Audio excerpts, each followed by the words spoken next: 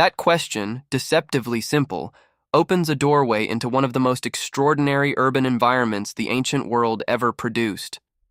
Picture this: a city carved into the limestone hills of Judea, crowded with tens of thousands of permanent residents, flooded several times a year by pilgrims arriving from every corner of the known world, humming with commerce, ritual, construction, debate, and survival. Jerusalem in the first century was not merely a religious symbol. It was a living, breathing, working city, and every stone of it was shaped by the hands of people who had jobs to do, families to feed, and lives to lead within its walls. We often think of Jerusalem through the lens of theology and history, through the words of prophets and the deeds of kings. But behind every great moment in the city's story stood an enormous population of workers, artisans, merchants, priests, servants, and specialists whose daily labor made the holy city function. Who were they? What did they do every morning when the sun rose over the Mount of Olives? How did they survive in one of the ancient world's most economically complex and socially layered urban centers? To answer those questions is to travel back through time, not to the Jerusalem of legend, but to the Jerusalem of dust and sweat and marketplace noise, of temple bells and carpenters' hammers, of bread baking and fish drying and wool being dyed in vats of color. It is a journey into the social world of a real city, populated by real people, struggling and thriving and working through every single day in one of history's most remarkable places. Let us begin at the center of everything, the temple. It dominated the skyline, dominated the economy, dominated the imagination of every person who lived in or visited Jerusalem. Herod the Great had rebuilt it on a scale that left visitors speechless. Jewish historian Josephus described it as one of the most magnificent structures ever erected by human hands. Its walls were clad in white limestone that blazed in the sunlight like a mountain of snow and gold. Its courts could hold tens of thousands of people, and it was the engine that drove much of the city's economy. To keep the temple functioning, an enormous workforce was required. At the top of this workforce stood the high priest, a figure of immense political and religious authority. But the high priest was only the visible summit of a vast institutional hierarchy.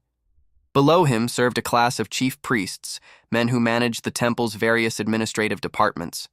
Below them were ordinary priests, divided into 24 priestly divisions called mishmarot, each of which served in Jerusalem for 2 weeks per year, in addition to the major festivals. Josephus estimated the total number of priests at somewhere between 8,000 and 18,000, though scholars debate the precise figure. What is certain is that they constituted a significant portion of Jerusalem's professional religious class. But the priests were not the only temple workers. Alongside them served the Levites, members of the tribe of Levi, who did not belong to the specifically priestly lineage of Aaron, but who nonetheless held sacred duties in the temple complex. The Levites served as singers and musicians, their voices and instruments filling the temple courts with the sound of the psalms during daily sacrifices. They served as gatekeepers, controlling access to the various courts and ensuring that the boundaries of holiness were respected. They served as guards, maintaining order in one of the ancient world's most crowded public spaces.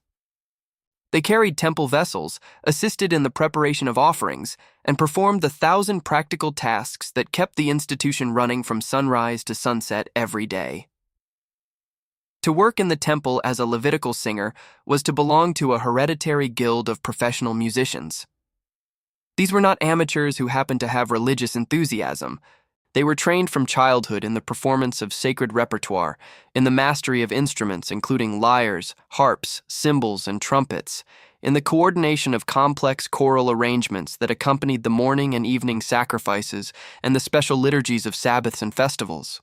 The Mishnah, the later rabbinic text that preserves much information about temple practice, tells us that a Levite could not begin his temple service until he had completed 5 years of musical training.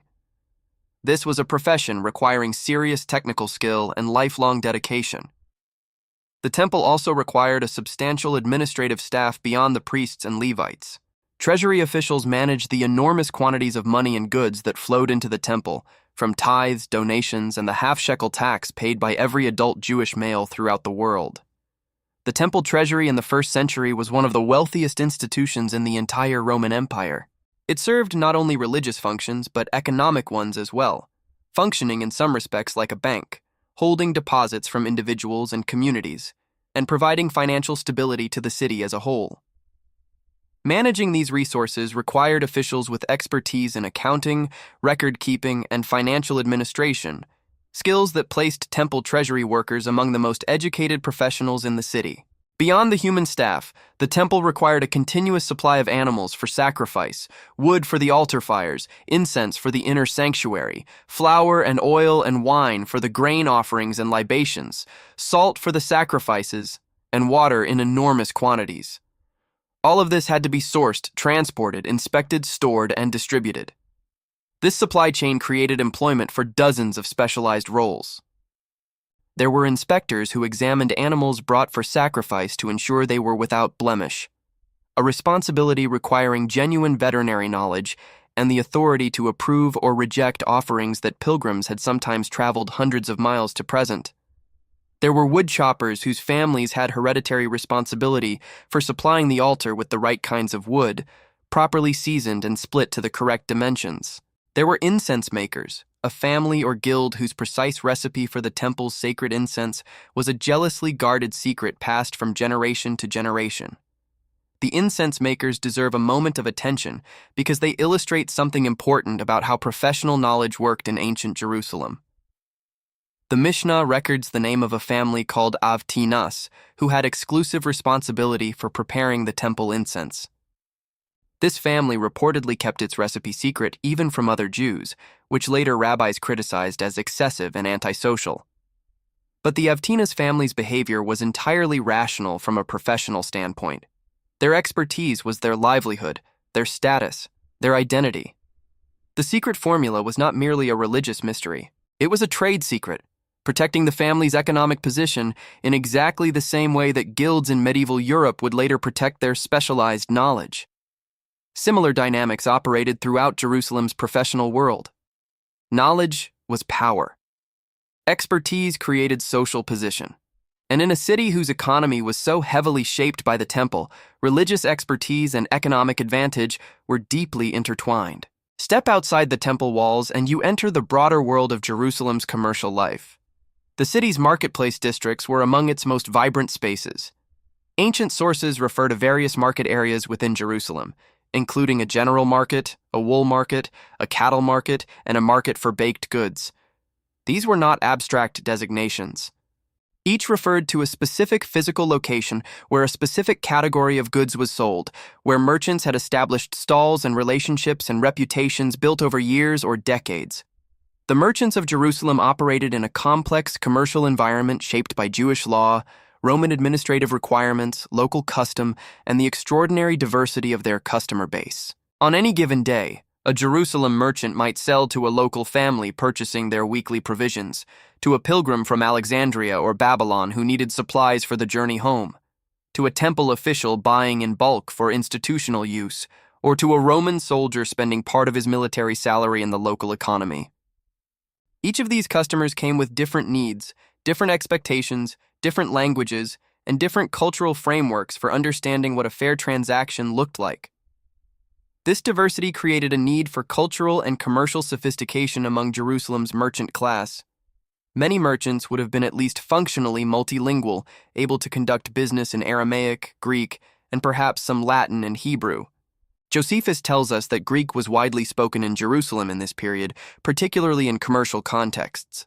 The city had a substantial population of diaspora Jews who had returned to live near the Holy City and who brought with them the Greek language and Hellenistic commercial customs of the communities they had come from. Interaction between these returnees and the local Aramaic-speaking population created a cosmopolitan commercial culture that was in some ways uniquely Jerusalemite. Among the most important commercial actors in Jerusalem were the money changers. Their presence in the temple precincts is familiar to anyone who knows the gospel accounts, but understanding what they actually did requires some historical context. The half-shekel temple tax had to be paid in a specific currency, the Tyrian shekel, which was valued for its high silver content and consistent weight. But pilgrims arriving in Jerusalem from across the Roman Empire carried a bewildering variety of currencies. Roman denarii, provincial coins from Syria and Egypt and Asia Minor, local bronze coins from various client kingdoms. Converting all of these into the correct currency for temple payment was an essential service that required expertise in weights, measures, exchange rates, and the authentication of coins. Money changers set up their tables in the outer courts of the temple in the weeks before Passover, when the half-shekel obligation was due, and they operated throughout the city at other times. The work required mathematical ability, knowledge of coinage from across the Mediterranean world, and a good eye for detecting counterfeits. It was not a disreputable profession from the Jewish perspective, quite the opposite, since it facilitated religious observance. But it was a profession that required skill and generated income through the small commission charged on each transaction. Closely related to money changing was the broader profession of banking and lending. Jerusalem had individuals who functioned as bankers in the ancient sense, receiving deposits, making loans, and facilitating financial transactions. Jewish law had complex things to say about lending at interest, technically prohibiting it between Jews, while allowing various legal mechanisms that accomplished economically similar things within the letter of the law. Navigating these legal complexities while serving a diverse clientele that included non-Jews to whom different rules applied required genuine expertise in both financial practice and legal interpretation. The markets of Jerusalem sold an extraordinary variety of goods. Food was the most basic category. Jerusalem's food market supplied a city that could not feed itself from its immediate agricultural hinterland alone.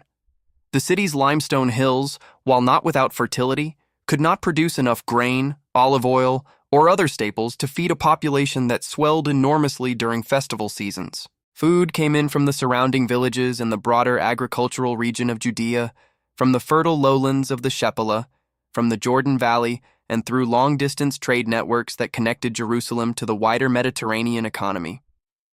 Grain merchants were among the most economically significant figures in the city's food supply. Controlling the flow of grain into an ancient city meant controlling something approaching life and death. During the siege of Jerusalem by the Romans in the late 60s of the 1st century, the destruction of the city's grain stores was one of the factors that made the suffering of the population so extreme. Under normal conditions, grain merchants operated as crucial intermediaries between the agricultural countryside and the urban population, buying in bulk from farmers and villages, storing grain in warehouses, and releasing it to the city's bakers and consumers over time. Bakers occupied a distinctive position in Jerusalem's food economy. Bread was the foundation of the diet, and baking it at scale for an urban population was a specialized commercial operation. Professional bakers operated ovens that individual households could not afford or maintain. They produced bread in quantity for daily sale and could ramp up production dramatically during festival seasons when the pilgrim population multiplied the city's demand for food. The Mishnah's references to a market for baked goods in Jerusalem suggests a dedicated district where bakers and pastry makers concentrated their businesses, probably near the city's main population centers. Fish merchants served a population with strong dietary demand for fish, both fresh and preserved. Fresh fish came from the Sea of Galilee to the north, transported with what speed ancient logistics allowed. Preserved fish, salted, dried, or pickled, came from Galilee but also from Mediterranean ports and even from as far away as Spain and North Africa. Fish paste and sauce were common condiments in the Roman world, and Jerusalem's cosmopolitan population had developed tastes that included these products. The Jerusalem Talmud mentions a fish market in the city, and archaeological work has confirmed that fish bones found in first-century Jerusalem contexts include species from the Mediterranean as well as from freshwater sources, indicating a sophisticated supply network. Olive oil was fundamental to daily life in ancient Jerusalem and throughout the ancient Mediterranean world. It was used for cooking, for lighting lamps, for personal hygiene and cosmetics, for medical purposes, and in various religious rituals. Jerusalem sat in an olive-growing region. The name Gethsemane, the garden outside the city where important events of the gospel narrative took place, literally means oil press in Aramaic, and local olive oil production was significant. But the city's needs were large enough that oil was also imported from elsewhere in Judea and from other parts of the region. Oil merchants, oil pressers, and the workers who maintained the city's lamps all participated in this essential trade. Wine was equally central to Jerusalem's economy and daily life. The hills of Judea had produced wine since ancient times, and Jerusalem's markets offered wines from the local region, as well as imported varieties for those who could afford them. Wine merchants, innkeepers, and tavern keepers all depended on this trade. The Mishnah discusses the wine trade extensively, including regulations about the handling of wine that had potentially been contaminated by contact with non-Jews, a concern that created complexity for merchants serving Jerusalem's mixed population of Jews and Gentiles. Meat was available in Jerusalem's markets, though its purchase and consumption involved religious considerations that shaped the entire meat trade. Animals sold for food had to be slaughtered in accordance with Jewish dietary law, which required specific methods and the involvement of trained slaughterers. The work of the ritual slaughterer, the shocheh, was therefore an essential professional role in Jerusalem's food economy. This was not simply a mechanical task, but a skilled occupation requiring training, certification, and ongoing religious accountability. A slaughterer who made an error in technique rendered the animal's meat non-kosher, with significant economic consequences, so the profession demanded both practical skill and religious knowledge. Beyond food, Jerusalem's markets offered a wide range of manufactured goods. The textile trade was enormous. Wool, linen, and imported silk were processed, woven, dyed, and sold in the city's markets. Wool workers formed one of Jerusalem's significant artisan communities. The process of converting raw wool into wearable cloth involved multiple stages and multiple specialists. Washers who cleaned the raw fiber, carders who separated and aligned it, spinners who converted it into thread, weavers who produced cloth on looms, fullers who finished the cloth by cleaning and thickening it, and dyers who applied color. Each of these stages was a distinct occupation with its own technical knowledge and tools. The dyeing trade deserves particular attention. Producing colored textiles required access to dye stuffs, many of which were expensive and some of which were subject to complex trade networks. Purple dye, produced from sea snails of the genus Murex, was among the most valuable commodities in the ancient world. Its association with royalty and high status made it both economically and symbolically significant. Tyrian purple, named for the Phoenician city of Tyre, was perhaps the most prestigious variety, and merchants who dealt in it occupied a high commercial position. Other dyestuffs included indigo from India, madder from local and regional sources, and weld and other plant-based yellows and greens. Jerusalem's dyers would have worked with a range of these materials, producing the colored garments worn by the city's population across the entire spectrum of social classes. Leather workers were another significant artisan group. Leather was used for sandals and shoes, for belts and bags, for water skins and wineskins, for writing surfaces in the form of prepared animal skin, and for military equipment. Tanning leather was a notoriously unpleasant process involving soaking hides in solutions made from animal urine, dung, and plant-based tannins, a smell that was impossible to ignore and that gave the tanning trade its association with social marginality in many ancient societies. Jewish law actually acknowledged this by specifying that a tannery had to be located downwind and at a certain distance from residential areas. Jerusalem's tanners likely operated at the edges of the settled area, near water sources needed for the tanning process. Sandal makers were one of the most visible artisan groups in any ancient city, since everyone wore sandals, and sandals wore out and needed replacement. Making sandals was a common craft that could be practiced at various levels of skill and quality, from the roughest work sandal to the elaborately decorated footwear worn by the wealthy. A skilled sandal maker working in a good location, near the temple perhaps, or in one of the main market districts, could build a steady clientele and a decent livelihood.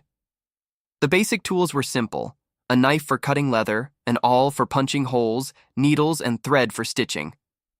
But skill in pattern making and fitting, in selecting the right weight of leather for different applications, and in constructing durable seams that would hold up to Jerusalem's stone-paved streets, was what distinguished a master craftsman from a mere dabbler. Potters produced the everyday vessels that the entire population depended on. In the 1st century, ceramic vessels were the plastic of the ancient world, ubiquitous, relatively cheap, constantly broken and replaced, used for storing and transporting and cooking and serving virtually everything. Jerusalem's potters worked in specific districts of the city, as suggested by the name Potsherd Gate, one of the gates of ancient Jerusalem mentioned in the prophet Jeremiah, which implies a nearby concentration of potters and their waste. The work was physically demanding, requiring skill at the wheel and knowledge of clay sources, firing temperatures, and the application of slips and other surface treatments. A competent potter could produce a range of standard vessel forms that the market reliably demanded, while a more skilled or innovative practitioner might develop distinctive wares that attracted a loyal clientele. Basket weavers, mat makers, and workers in palm fronds and reeds occupied the lower end of the artisan spectrum in terms of social prestige and economic reward, but they produced goods that were genuinely necessary. Baskets were used throughout the economy for transport, storage, and presentation of goods. Mats provided flooring in homes that might have no other floor covering. Palm branches and their derivatives were used in construction, in festivals. The lulav of the Feast of Tabernacles was made of palm, myrtle, and willow, and in everyday household use. Workers who could quickly produce serviceable baskets and mats from cheap raw materials could maintain themselves through constant demand, even if they never achieved prosperity. Woodworkers operated across a wide range of specializations. Carpenters built and repaired the structures that housed the city's population. Furniture makers produced the beds, chairs, tables, and storage chests that furnished homes across the economic spectrum. Wheelwrights made and repaired the wooden wheels of carts and wagons. Boat builders were less relevant in Jerusalem than in coastal or lakeside communities, but the construction and repair of wooden storage containers, tools, and agricultural implements created steady demand for woodworking skills. The Greek word typically translated as carpenter in the New Testament, tekton, actually refers to a craftsman who worked in any hard material including stone and wood, suggesting that a first-century Galilean craftsman of this type would have been a broadly skilled builder-artisan rather than a narrow specialist. Stonecutters and masons were crucially important in Jerusalem precisely because the city was built of stone. Unlike Mesopotamian cities built from mud brick or Egyptian cities that combined stone with other materials, Jerusalem was fundamentally a stone city. Its streets were paved with stone. Its buildings were constructed from stone. Its cisterns, which provided the water supply to a city that had no reliable river, were cut from the underlying bedrock. Its tombs, which surrounded the city on all sides, were hewn from the soft limestone of the hills. All of this required the constant labor of skilled stoneworkers. The Herodian building program of the decades before the events described in the Gospel accounts had employed stoneworkers on a massive scale. The rebuilding of the temple, the construction of the enormous platform on which it stood, the building of palaces and fortresses and public buildings throughout the city, all of this required quarrying enormous quantities of stone, cutting it to precise dimensions, transporting it to building sites, and laying it with the skill that produced structures that have survived 2,000 years of earthquakes, sieges, and neglect. The distinctive Herodian masonry style, large ashlar blocks with precisely dressed margins and slightly raised central bosses, required skilled craftsmen who knew how to achieve consistent results using iron chisels and mallets on limestone that could vary considerably in hardness and workability. After the main building boom subsided, stoneworkers in Jerusalem continued to find steady employment in maintenance, repair, and the ongoing production of carved stone objects. Ossuaries, stone bone boxes used in a secondary burial practice widespread in first-century Jewish culture, were produced in large quantities by Jerusalem's stoneworkers. The practice involved initially burying the deceased in a tomb. Then, after a year when the flesh had decomposed, collecting the bones and reburying them in a small carved limestone box inscribed with the name of the deceased. This practice created a significant market for stone carvers who could produce ossuaries in various quality levels and carve inscriptions to order. Thousands of ossuaries have been found in and around Jerusalem, testifying to the scale of this industry. Scribes held a special place in Jerusalem's professional world. In a society where literacy, while more widespread than often assumed, was still far from universal, and where both religious and civil life generated enormous quantities of written documents, professional scribes performed services that touched nearly every aspect of daily life. They wrote legal documents, marriage contracts, divorce documents, property transfers, loans, Wills. They copied religious texts, Torah scrolls, the texts used in synagogue worship, collections of legal traditions. They produced official correspondence and administrative records. They wrote personal letters for those who could not write for themselves. The most prestigious scribes were those associated with the interpretation and transmission of the Jewish legal tradition. These figures, called in various sources scribes, sages, or in later tradition rabbis, were not merely copyists but scholars who devoted their lives to the study, debate, and application of Jewish law. Jerusalem was a center of this scholarly activity, attracting students from across the Jewish world who came to sit at the feet of recognized masters. The relationship between teacher and student in this tradition was intensely personal, involving not just instruction but the formation of character and the transmission of an entire way of life. Students might follow their teacher for years, observing how he handled every situation that arose, absorbing the principles that guided his legal decisions. Physicians occupied a well-established professional position in first-century Jerusalem.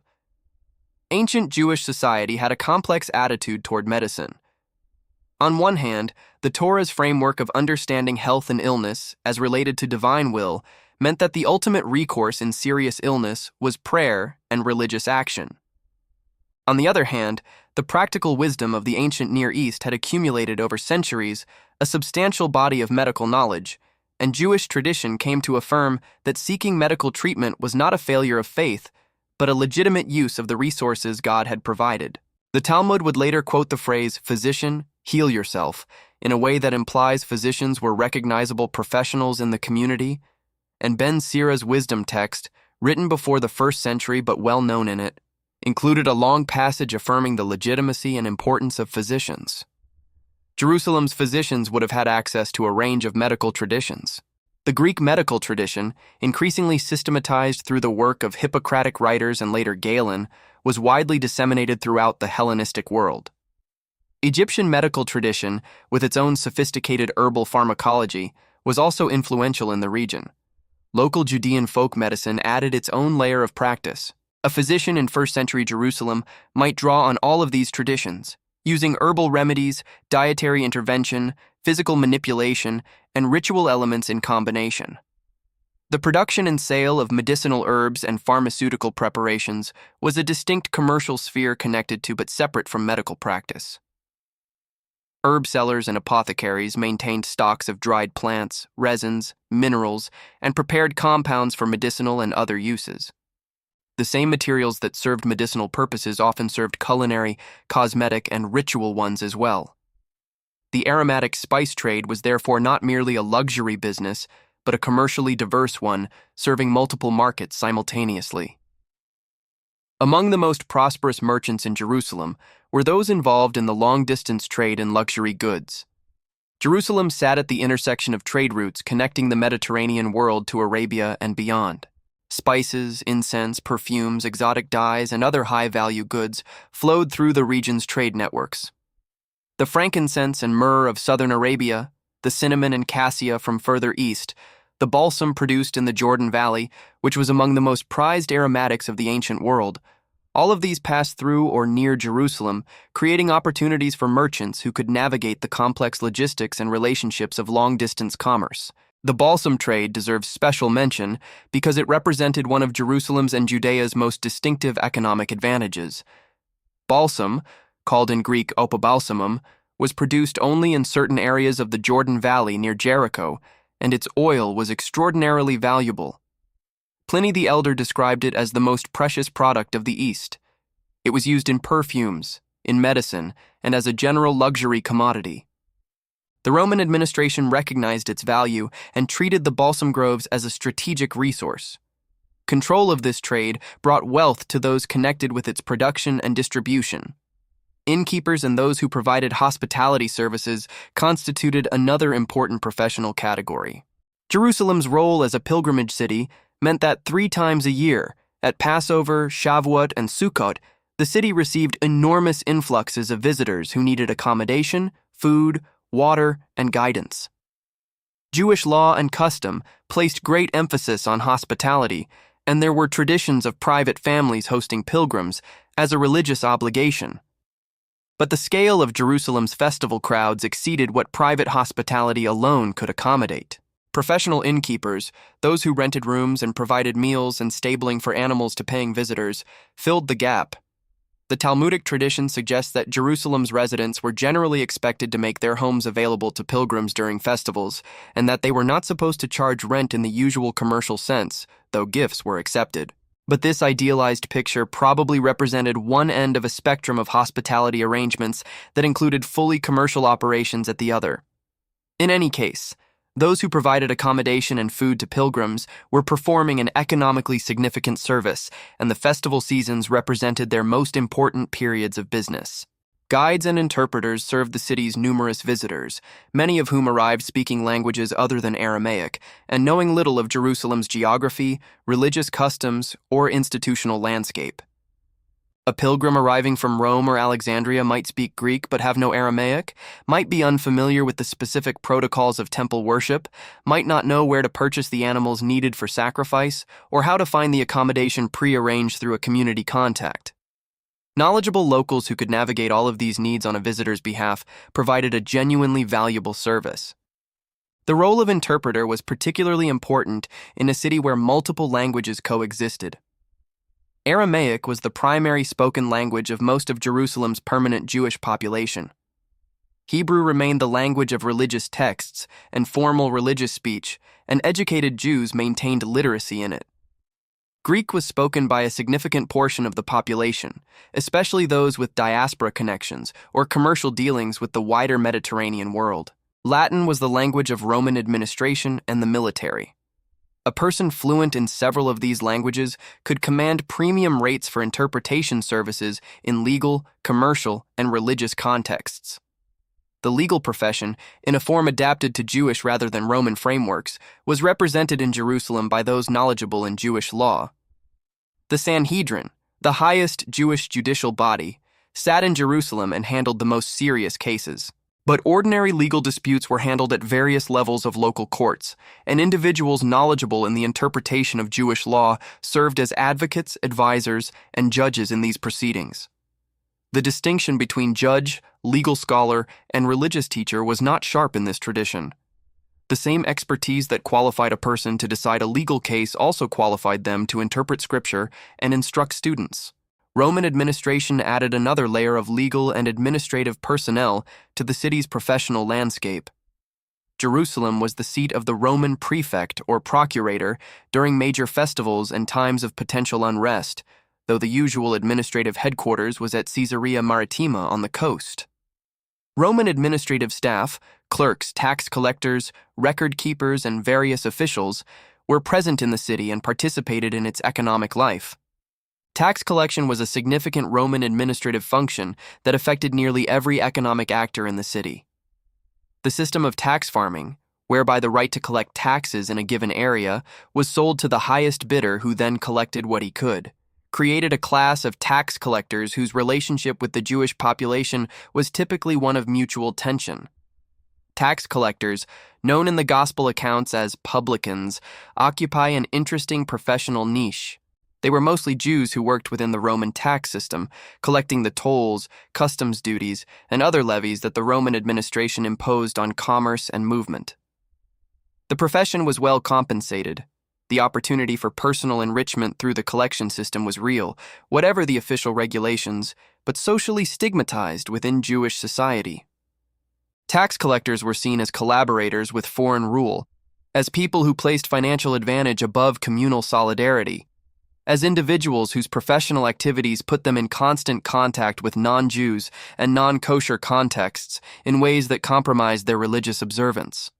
The New Testament's repeated pairing of tax collectors and sinners reflects a genuine social reality of how this professional group was perceived by many of their fellow Jews. Military service was another occupation present in Jerusalem's environment, though it had a complex character.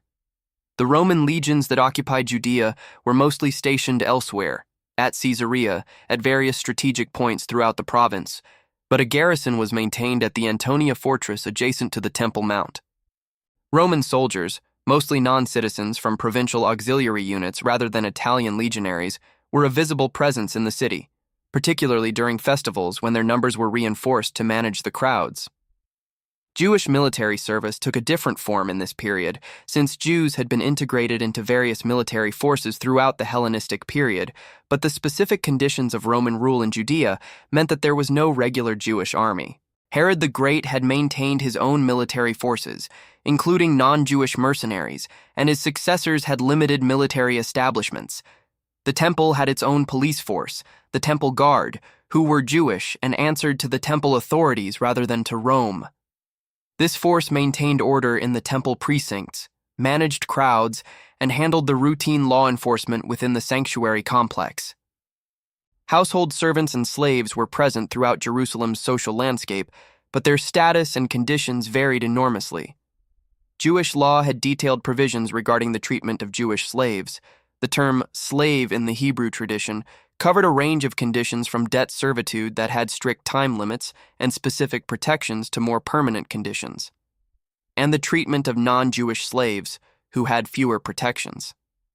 Wealthy Jerusalem households maintained staffs of servants who performed domestic labor, cooking, cleaning, carrying water, tending gardens, caring for children, managing household accounts, and performing the personal service that elite lifestyle required.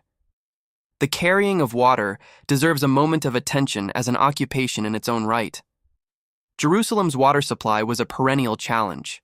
The city sat on a ridge with no natural river, and its water supply depended on winter rainfall collected in cisterns hewn from the bedrock. The great pool complexes of first-century Jerusalem, the Pool of Siloam in the south, the Pool of Bethesda in the north, and numerous smaller installations, stored water for public use. But getting water from these sources to individual households required human labor. Water carriers, typically among the lower rungs of the economic ladder, transported water in large jars or skins from sources to homes, charging a fee for their labor. This was hard physical work done in all weathers and seasons, offering minimal economic return, but providing a survival livelihood for those without other skills or opportunities. Donkey drivers and muleteers performed the essential function of moving goods through a city whose streets, like all ancient streets, were navigable by foot and pack animal, but not by wheeled vehicles in many areas.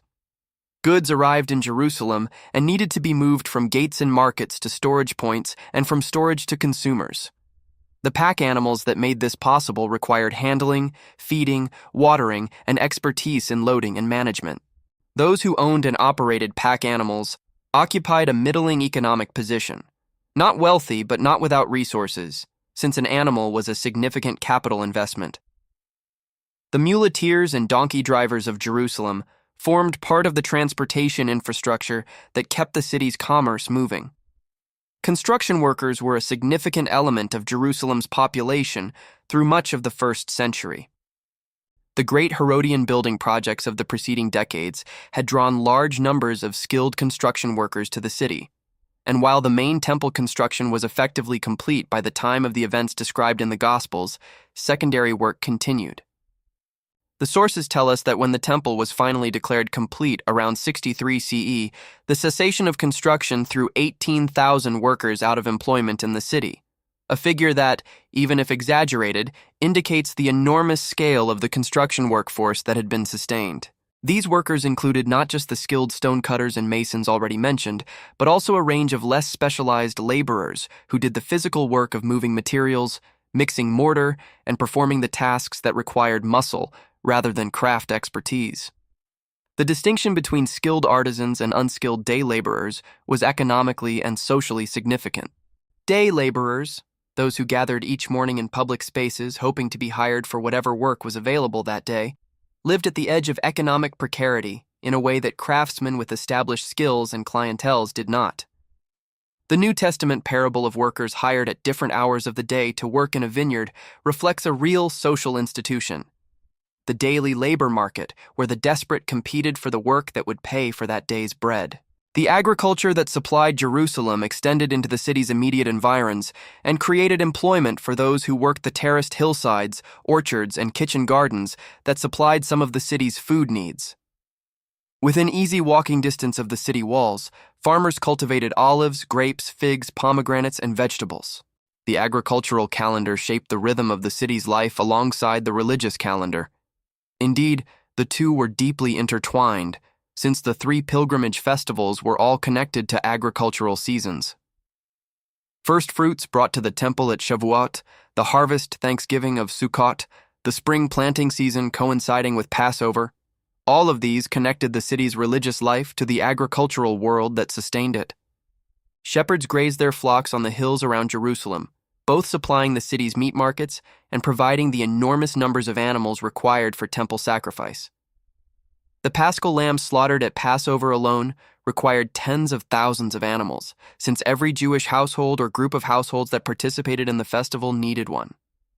Managing the logistics of supplying, inspecting, housing, and ultimately sacrificing this volume of animals required extensive coordination and created significant economic activity in the days before the festival.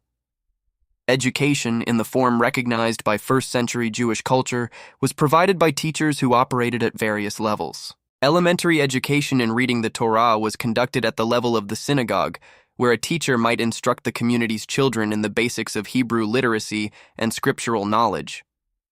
Advanced education in the interpretation of Jewish law took place in Jerusalem through the system of sage-student relationships already described. Both levels of education were highly valued in Jewish culture, with the learning of Torah considered among the most important obligations a person could fulfill. The scribal education required to maintain the accuracy of Torah scrolls was itself a demanding specialty. A Torah scroll used for public reading had to be copied with absolute precision from a certified exemplar. A single error could invalidate the entire scroll, requiring it to be buried in a geniza rather than destroyed and a new one commissioned. Scribes who specialized in Torah scroll production therefore operated under a kind of professional pressure that few other occupations matched. The pressure of knowing that every letter they wrote mattered absolutely. The careful formation of each character, the precise spacing, the quality of the parchment, the suitability of the ink, all of these fell under the scribe's responsibility and expertise. Perfumers and cosmetic makers served a population that had, across all social levels, interest in personal grooming and the application of aromatic preparations. The climate of Judea, warm and often dry, made bodily anointing with oil a practical as well as an aesthetic practice. Jerusalem's perfumers worked with the aromatic materials available through the trade networks of the ancient world: nard from the Himalayas, myrrh from Arabia, rose oil from gardens in the region, balsam from the Jordan Valley, to produce preparations that ranged from simple scented oils for everyday use to extraordinarily expensive luxury compositions that only the very wealthy could afford. The alabaster jars in which such preparations were stored and transported were themselves costly, and the combination of expensive container and expensive content made the finest perfumes among the most valuable portable luxury goods of the ancient world. Jewelers and metalworkers served the wealthy, the temple, and the broader market for decorative objects. Jerusalem's goldsmiths and silversmiths produced jewelry for personal adornment, vessels and implements for temple use, and decorative objects that expressed wealth and status in the city's elite households. Working in precious metals required access to expensive raw materials, sophisticated technical skills in casting, hammering, and inlaying, and a clientele with the financial means to commission and purchase fine metalwork. This combination meant that the finest goldsmiths occupied a position of considerable social proximity to the wealthy, receiving commissions from high priestly families and other aristocratic households.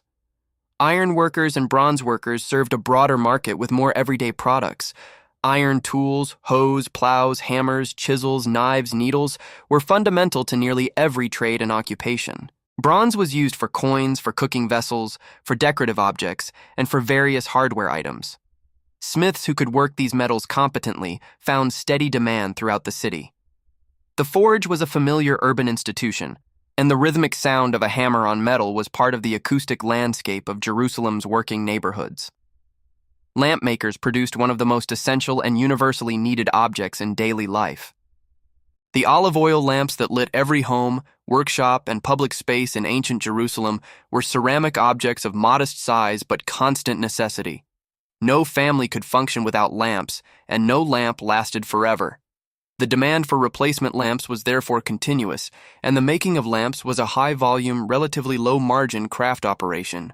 While some lamp makers produced plain functional objects, Others developed distinctive decorative styles and mold-made designs that gave their lamps visual appeal beyond pure utility. The molds used to produce lamps were themselves artisans' tools of considerable value, allowing craftsmen to reproduce identical forms quickly once the original had been fashioned. Those who worked in the burial industry occupied a professionally important, if socially uncomfortable, position. The Jewish cultural emphasis on proper burial was intense. Abandoning a body unburied was considered a serious moral failure, and the community had obligations to ensure that even the poorest were given proper interment. This created work for those who prepared bodies for burial according to Jewish custom, washing the body, wrapping it in linen shrouds, applying spices and aromatic preparations that slowed decomposition and sweetened the air in sealed tomb chambers. The women who performed these services, for women typically tended female bodies and men tended male ones, were performing acts of genuine religious significance that the tradition held to be among the highest expressions of compassion, since the recipient could not repay the kindness. Tomb builders and those who maintained family tomb complexes worked in the extensive cemetery areas that surrounded Jerusalem on 3 sides. First-century Jewish burial practice centered on rock-cut tombs that housed multiple family members across multiple generations. These tombs were hewn from the soft limestone by skilled stonecutters working in the cramped and physically demanding conditions of underground chambers. Once cut, a tomb might serve a family for a century or more, requiring only maintenance and the occasional addition of new chambers or niches as the family grew. The secondary burial in ossuaries already described created additional work for those who periodically re-entered tomb chambers to consolidate earlier burials and make room for new ones. The existence of a clearly identifiable professional class of the learned, those whose primary occupation was the study, teaching, and application of Jewish law, was one of the distinctive features of first-century Jerusalem's social landscape. These figures, who would later crystallize into the rabbinic movement after the destruction of Jerusalem in 70 CE, were already a distinct social presence in the city. They gathered students around them, debated each other publicly on matters of legal interpretation, issued rulings on questions brought to them by ordinary people, and represented a form of social authority based entirely on intellectual achievement and knowledge rather than hereditary status, priestly lineage, or political power. This was socially significant in a world where status was overwhelmingly determined by birth. A person of humble origin, the son of a craftsman, a former laborer, someone without priestly or aristocratic ancestors, could in principle rise to the highest levels of recognition and social influence through demonstrated mastery of the Torah tradition. This was not fully egalitarian. Poverty created real barriers to the years of study required, family connections mattered in establishing reputation, and the highest priestly and aristocratic households had resources and contacts unavailable to the poor. But it represented a genuinely meritocratic strand within the broader social hierarchy that was distinctive to this tradition. Women's economic participation in first-century Jerusalem was shaped by a social framework that defined their primary roles as domestic, but the domestic economy was itself a site of significant productive labor, and women participated in commerce and craft production in ways that ancient sources occasionally illuminate. Weaving and textile production were predominantly female activities. The spindle and loom appear in ancient art and literature as characteristic female tools. And in a household economy where cloth production contributed significantly to household wealth and consumption, women's labor in this sector was economically important even when it was not commercially visible. Women sold goods in the markets, including agricultural produce from their families' holdings and craft products they had made. Women operated as small-scale merchants and vendors in ways that the sources acknowledge even when they do not foreground them. Wealthy women managed large households with multiple servants and significant organizational complexity. Some women were literate and engaged with the Torah tradition as students and teachers, though the formal structures of advanced learning were predominantly male. Women served as midwives, as skilled birth attendants whose knowledge of obstetrics, herbal pharmacology, and the management of labor complications was passed from practitioner to student across generations. The social world that all of these workers inhabited was organized around neighborhoods, family networks, and professional associations. Jerusalem's neighborhoods in the first century included both wealthy residential areas, notably the Upper City on the Western Hill, where large stone houses with private mikvaot ritual baths and elaborate mosaic floors have been excavated, and more modest neighborhoods housing craftsmen, laborers, and the simply poor. The concentration of particular trades in particular areas of the city meant that a city dweller navigated a mental map organized partly by professional geography. The wool market here, the potters there, the goldsmiths in this street, the bakers in that one. Family networks were the primary social safety net in a world without the institutional welfare systems of modernity. A person in difficulty turned first to family, to parents, siblings, aunts, uncles, and the extended kinship networks that ancient Mediterranean societies maintained with great care. Obligations of mutual support ran deep, and the shame of failing to support family members in need was a powerful social sanction. This meant that economic decisions were rarely purely individual. A craftsman choosing where to establish his workshop considered not just commercial factors but proximity to family. A merchant deciding which trade networks to enter cultivated relationships that built on family connections. Professional and religious associations supplemented family networks. The ancient world had voluntary associations, groups organized around shared occupations, origins, or religious commitments that provided mutual support, fellowship, and collective action for their members. Jerusalem had associations of people from particular diaspora communities who shared a common origin in Babylon, Alexandria, Cyrene, or other places, and who maintained synagogues and other institutions that served their communities while in Jerusalem. These associations provided a form of social infrastructure that helped individuals navigate the city's complexity. The economic stratification of Jerusalem's population was substantial. The high priestly families and the major landowners constituted a small elite of enormous wealth. Below them was a broader class of prosperous merchants, skilled craftsmen with established businesses, and educated professionals. Below that was the large mass of ordinary working people, craftsmen of modest means, small farmers, market vendors, day laborers, and those who survived through a combination of work, charity, and family support. At the bottom were the genuinely destitute, the widows, orphans, disabled, and chronically unemployed, whose survival depended on the charity of others and the community institutions designed to support them. Jewish law was explicit and insistent about the obligations of those with resources toward those without.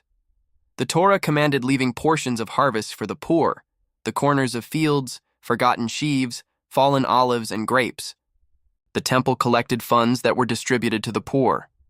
Synagogues maintained charitable funds. Individual acts of giving were considered among the highest expressions of religious virtue. This infrastructure of mandated generosity did not eliminate poverty or want, but it created a social environment in which destitution was publicly acknowledged as a community responsibility rather than a purely personal failure. The rhythms of work in first-century Jerusalem were structured by the religious calendar in ways that had no parallel in the Roman world generally. The Sabbath, from sunset on Friday to the appearance of stars on Saturday evening, was a genuine day of rest when commercial activity essentially ceased. This was not merely an aspiration, but a social reality enforced by community expectation and legal sanction. Merchants closed their stalls, craftsmen set down their tools. Day laborers did not seek work. The city shifted from its weekday energy to a different mode entirely: synagogue worship, Torah study, family meals, rest. The Sabbath's economic consequences were real and complex.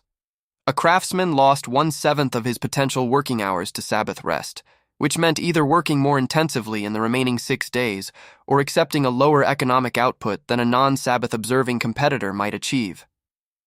The Sabbath restrictions on travel also limited commercial movement on this day. But the Sabbath also provided something economically valuable: a guaranteed day of domestic gathering that concentrated demand for food and other goods in the preceding days, creating a weekly rhythm of commercial activity with predictable peaks. The festivals created their own economic rhythms, as already noted. Passover was the greatest of these, bringing the largest crowds and generating the most commercial activity.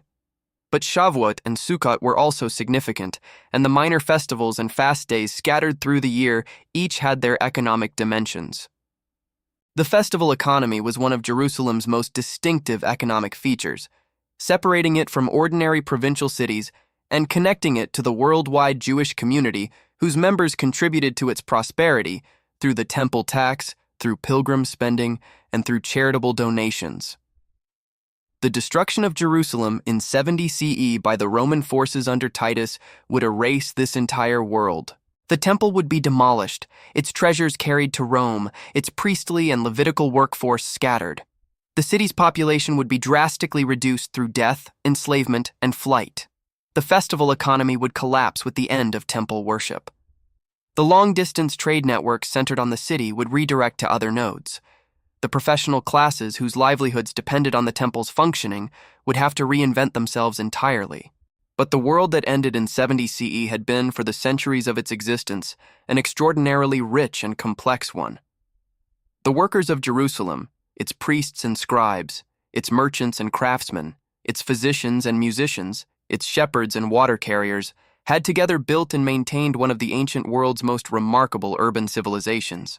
Their daily labor, multiplied across hundreds of thousands of individual lives and dozens of specialized occupations, had made Jerusalem what it was. Not just a holy city in imagination, but a functioning, thriving, complex human community where the sacred and the ordinary were woven so tightly together that they could not be separated. To understand who worked in Jerusalem is to understand what Jerusalem actually was. Not a symbol, not an abstraction, not merely the stage set for great religious events, but a real city full of real people doing the work of human survival and flourishing within a specific cultural, religious, and economic framework unlike any other in the ancient world. Their story is part of the story of Jerusalem itself, and Jerusalem's story is, in ways that continue to echo across 2,000 years, part of the story of us all. Jerusalem in the time of Jesus, who worked in the holy city? The answer, as we have seen, is everyone. Priests and laborers, scholars and street vendors, master craftsmen and desperate day workers, men and women and children whose names are mostly lost to history, but whose hands shaped the stones and whose voices filled the markets and whose labor made the holy city holy in the most complete sense, a place where human beings lived their full lives, in all their variety and struggle and creativity and faith.